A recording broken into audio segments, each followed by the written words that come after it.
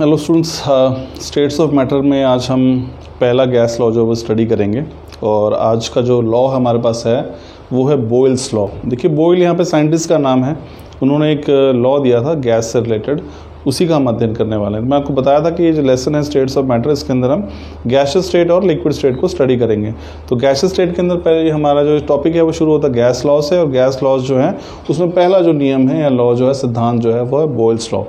अब Boyle's law है क्या? देखिए, इसको यहाँ से आप देख सकते हैं, ये रिलेशनशिप है प्रेशर और वॉल्यूम में। P यहाँ पे प्रेशर है और V जो है वो वॉल्यूम है। तो ये रिलेशनशिप है बिटवीन प्रेशर एंड वॉल्यूम। इसकी स्टेटमेंट देखिए क्या है। स्टेटमेंट है the volume occupied by given mass of a gas is inversely proportional to its volume, its pressure at constant temperature. दोबारा देखिए, the volume occupied by given mass of a gas is inversely proportional to its pressure at constant temperature.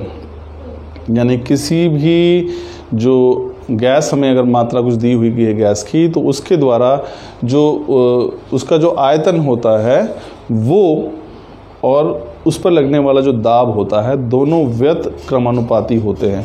यानी कि इससे क्या अर्थ है कि volume occupied by gas is inversely proportional to pressure. इसका मतलब क्या है कि प्रेशर बढ़ाओगे तो वॉल्यूम जो है वो कम हो जाएगा, और प्रेशर कम करोगे तो वॉल्यूम जो है वो बढ़ जाएगा। तो ये हमारे पास नियम है। लेकिन यहाँ पे कंडीशन क्या है कि टेम्परेचर जो है वो स्थिर रहना चाहिए, कांस्टेंट रहना चाहिए, वो बदलना नहीं चाहिए पूरे एक्सपेरिमेंट के दौरान। तो क्या इसमें बताया गया है कि जो हमें अगर कुछ मात्रा अगर गैस की दी गई है, यदि हम प्रेशर को बढ़ाते हैं तो वॉल्यूम जो है वो कम हो जाएगा, यदि हम प्रेशर को कम करते हैं वॉल्यूम जो है वो बढ़ जाएगा। कंडीशन क्या है? तापमान जो है वो कांस्टेंट रहना चाहिए। That is volume occupied by given mass of a gas, यानी किसी भी गैस द्वारा जो घेरा गया जो वॉल्यूम होता है, आयतन होता है, इज इनवर्सली प्रोपोर्शनल टू, यानी कि वो व्यत क्रमानुपाती होता है किसके? प्रेशर के। तो प्रेशर बढ़ेगा, वॉल्यूम कम हो जाएगा गैस का, और प्रेशर कम होगा तो वॉल्यूम बढ़ जाएगा। यानी यहाँ से आप देख सकते हैं इस रिलेशनशिप को। यहाँ पे ये हमारे पास क्या है? That is V is inversely proportional to P। Volume और प्रेशर जो है वो इनवर्सली प्रोपोर्शनल है। वॉल्यूम बढ़ेगा, प्रेशर कम हो जाएगा, वॉल्यूम कम होगा, प्रेशर जो है वो बढ़ जाएगा। लेकिन कंडीशन क्या है? Eight constant temperature. तापमान बदलना नहीं चाहिए। या फिर हम इसको प्रोपोर्शनलिटी साइन को हटाएं तो हम क्या लिखेंगे? V is equal to K into P। K यहाँ पे क्या है? प्रोपोर्शनलिटी कांस्टेंट है। अगर मैं P और V को एक साइड ले जाऊं तो रिलेशन क्या बन जाएगा? PV is equal to constant at constant temperature. अब यहाँ से एक हमारे पास एक परिभाषा और आ जाती है इस नियम की। वो क्या है? Product of pressure and volume is always constant at constant temperature. किसी भी गैस का जो प्रेशर और वॉल्यूम का जो गुणफल है, यानी कि दाब का और आयतन का जो गुणफल है, वो हमेशा स्थिर रहता है, कांस्टेंट रहता है, यदि तापमान टेम्परेचर जो है वो कांस्टेंट रहे। अब इसमें हम देख सकते हैं, मान लीजिए कि हमारे पास एक गैस है, सपोज करो एक गैस है हमारे पास, इसका वॉल्यूम हमारे पास एक फिक्स है। अब यहाँ पे जो इस समय जो प्रेशर है मान लीजिए P1 है, और जो गैस का वॉल्यूम है वो V1 है। तो ये इनिशियल कंडीशन हो गई, आरंभिक स्थिति हो गई, जहाँ पे प्रेशर गैस का P1 है और वॉल्यूम जो है वो V1 है। मान लीजिए कि मैं प्रेशर बढ़ा देता हूँ, अब प्रेशर जो है वो चेंज हो गया, प्रेशर हो गया P2 और वॉल्यूम भी चेंज हो गया, वॉल्यूम हो गया V2। तो इनिशियल कंडीशन में प्रेशर क्या था? P1 और वॉल्यूम कितना था? V1।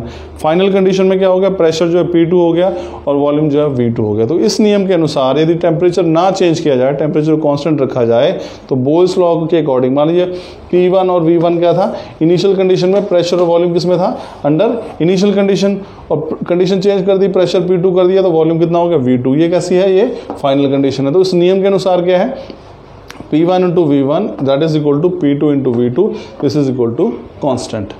तो दो अलग अलग पोजीशंस पे हो गए हमारे पास। तो ये हमारे पास एक मैथमेटिकल रिलेशन है स्टूडेंट्स। इसके ये रिलेशन बड़ा इंपॉर्टेंट है। P1 into V1 is equal to P2 into V2। इस रिलेशन का इस्तेमाल जो है हम न्यूमेरिकल्स को सॉल्व करने के लिए करेंगे, जो इस नियम के ऊपर आधारित होंगे। चलिए अब बात करते हैं नेक्स्ट टॉपिक इसी को लेकर, और वो है इसकी ग्राफिकल रिप्रेजेंटेशन।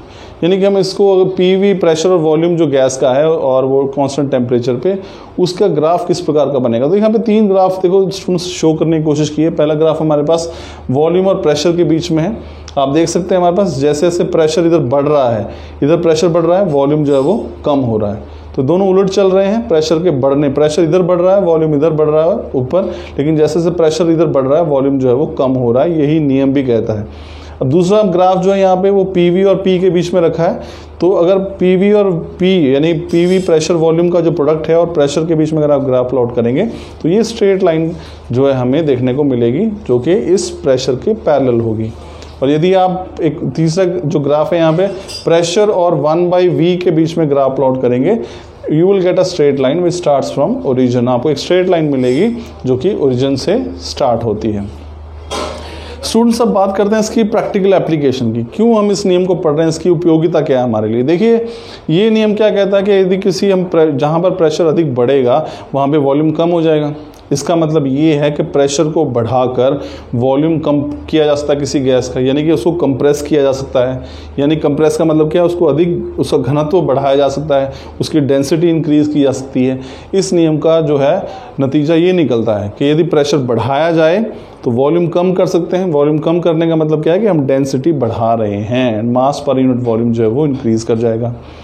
इसका मतलब ये हुआ कि जहाँ पर प्रेशर अधिक होगा वह हमारे पास जहाँ पे प्रेशर जो है बढ़ाने से हम डेंसिटी जो बढ़ा देंगे। इसका मतलब क्या हुआ कि जो गैसेस हैं वो डेंसर होंगी जहाँ पर प्रेशर ज़्यादा होगा। तो जैसे हम बात करें, अगर हम यहाँ की जो धरातल है, जो टेरेस्ट्रियल एरिया है और माउंटेन्स की बात करें, पहाड़ों की बात करें, तो वहाँ पे प्रेशर कम है। जैसे कि मैं छोटा सा उदाहरण देकर बनाने की कोशिश करूँ, मान लीजिए पहाड़ है वहाँ पर और ये वैसा इलाका है, तो यहाँ प्रेशर ज़्यादा है, तो यहाँ जो गैस होगी, इस एरिया में जो गैस होगी, यहाँ पे आप देखते हैं इस एरिया, ये पहाड़ है तो यहाँ प्रेशर ज़्यादा है, तो यहाँ पे जो है गैस का घनत्व अधिक होगा। जितनी ज़्यादा ऊंचाई पे जाएंगे, यहाँ प्रेशर कम है तो यहाँ पे गैस का घनत्व भी जो है कम होगा। इसका मतलब क्या है कि ऑक्सीजन जो है वो धरातल पर अधिक मात्रा में मिलेगी और हायर एल्टीट्यूड्स या ऊंचाई वाले स्थानों पर वो जो है उसकी मात्रा कम होगी। और ये है, आपने देखा भी होगा, हमने नोट किया होगा, जो माउंटेनियर्स हैं यानी कि जो पर्वतारोही हैं, वो जब भी पर्वतारोहण करते हैं यानी कि क्लाइंबिंग करते हैं, पहाड़ों पर चढ़ते हैं, तो अपने साथ ऑक्सीजन का सिलेंडर कैरी करते हैं।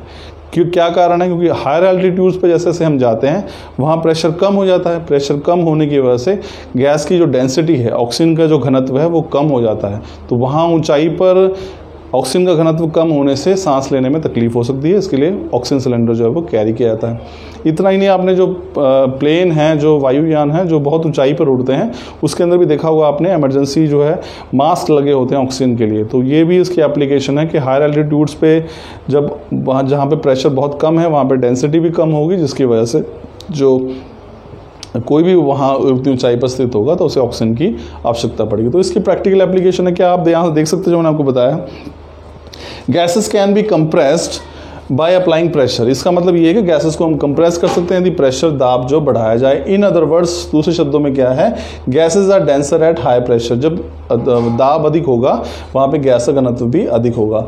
Hence mountaineers carry oxygen cylinder with them at high altitude. इसलिए जो पर्वतारोही हैं वो जब ऊंचाई पर पर्वतारोहण करते हैं तो अपने साथ ऑक्सीजन का सिलेंडर लेकर जाते हैं।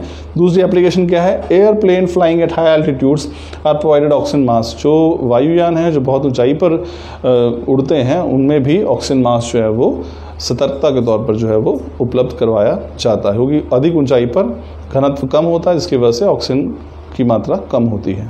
तो स्टूडेंट्स, ये पहला था हमारे पास बोयल्स लॉ। ध्यान रखिए, बोयल्स लॉ क्या है, प्रेशर वॉल्यूम रिलेशन है कांस्टेंट टेम्परेचर पर। दोबारा क्या बता दूं मैं आपकी statement, the volume occupied by given mass of a gas is inversely proportional to its pressure at constant temperature. किसी भी गैस द्वारा जो वॉल्यूम ऑक्यूपाई किया जाता है वो हमेशा उस पर लगने वाले दाब के व्यतक्रमानुपाती होता है। अगर प्रेशर बढ़ेगा वॉल्यूम कम हो जाएगा, प्रेशर कम करोगे तो वॉल्यूम बढ़ जाएगा। तो this was all about Boyle's law students. ये था बोयल्स लॉ, उसकी स्टेटमेंट, उसके न्यूमेरिक जो मैथमेटिकल एक्सप्रेशन, उसका ग्राफिकल रिप्रेजेंटेशन और उसकी एप्लीकेशन। Thank you.